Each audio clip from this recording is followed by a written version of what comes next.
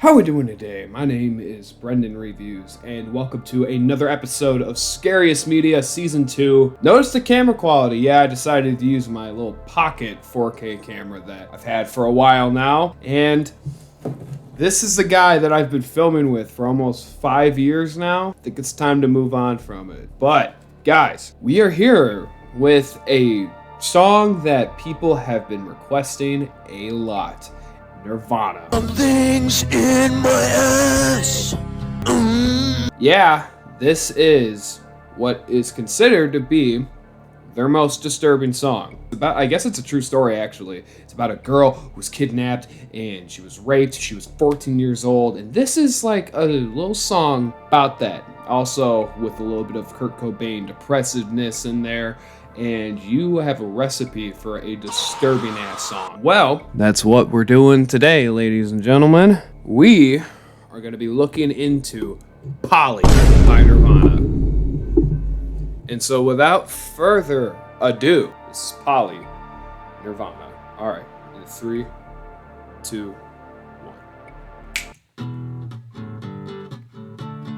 1. Wasn't exactly what I was expecting. I wasn't expecting, like, acoustic.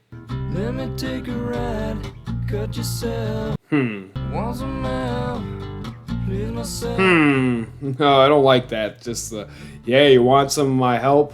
Please myself? She wants a cracker. All she wanted was a cracker.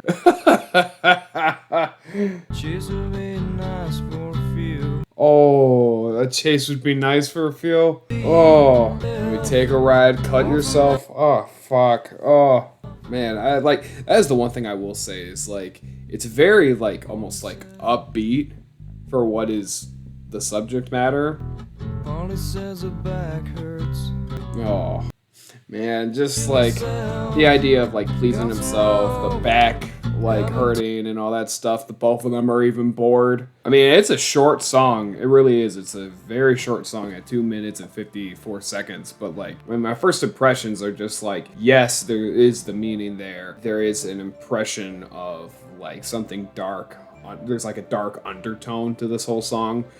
But for the most part, like, obviously it doesn't have the impact that a lot of the songs have had. But you do feel it. You definitely do feel an impact with the lyrics. So that being said, I guess let's hop into the quality of production. So guys, I mean, this is Nirvana. Nirvana obviously knows how to make a song when they want to make one, right?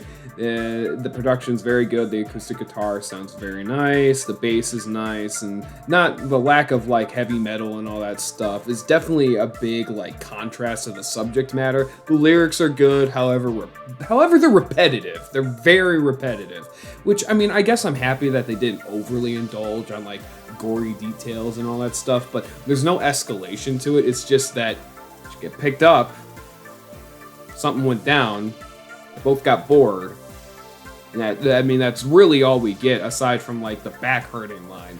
And it's not as like, it doesn't go as far into the lyrics as I would have wanted it to, but for the most part, the overall quality of the song, it's a good song, but would I come back to it? I don't know. It's not really my thing.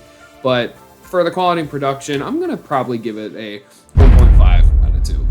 Moving into realism. So obviously it's very like suiting that this thing at least gets a 1 out of 2 due to the fact that this is based off of a true case. So we already got some realism in there. But the idea of just like the back hurting, the boredom that comes from it, like obviously I have never sexually assaulted somebody, so I wouldn't obviously know. No, do you get fucking bored after you're done? Not to mention just like the back hurting line, yeah, I bet her back would hurt after literally getting kidnapped and assaulted, but obviously the case is real. But I don't know if I can really tie it to anything more because the lyrics don't dive into more of like what's going on in the head to help try to set in more of that grit. So for that reason, I'm feeling truly just a 1 out of 2. Moving into the gore score. As I said, it doesn't go into it. It leaves a lot of it to your imagination, and that can be a good thing. But in this case, I think we needed a little bit more. I mean, when literally the worst it gets is the back hurting. It doesn't hold as much of an impact as you would want it to, so I'm feeling a 0.5 out of 2 on the gore score, to be honest. Now, moving on to creep factor. I wouldn't say that this song was not creepy, but I wouldn't say that it was creepy. It definitely had some lyrics that pointed out to a very like tense nature, a very dark undertone, a dark meaning, and that helps to aid in like its effect. The like subtleness of it also helps to aid in it, but the problem is like the instrumental's very upbeat. The lyrics don't go as far into detail as maybe you might want it to leave more of an impact. For that reason, I really struggle to say this is a creepy song. Honestly, I'm feeling a 1.5 out of 4 on the creep factor for Polly. That brings Polly Nirvana to a 4.5 out of 10, which is a chilling rating, which, I mean, I would say that's fair. I would say it's definitely more of a chilling song than it is a creepy, unnerving, disturbing song. It just is a nice song with a little bit of a fucked up meaning, but that's about it. Aside from that, it's not like the song itself is fucked up. It's not like you can't listen to the song, or it's not like you would have a hard time listening to the song. With that being said, I'm gonna go ahead and just say, you know, Nirvana's a good band, Polly's a good song. Creepy song, I wouldn't say it's creepy, I would just say it has a disturbing message or meaning behind it. And for that reason, yeah, it definitely gets a 4.5 out of 10. This is Malachi, and do you have anything to say to him? Do you have anything to say? I'm literally putting him up to the mic.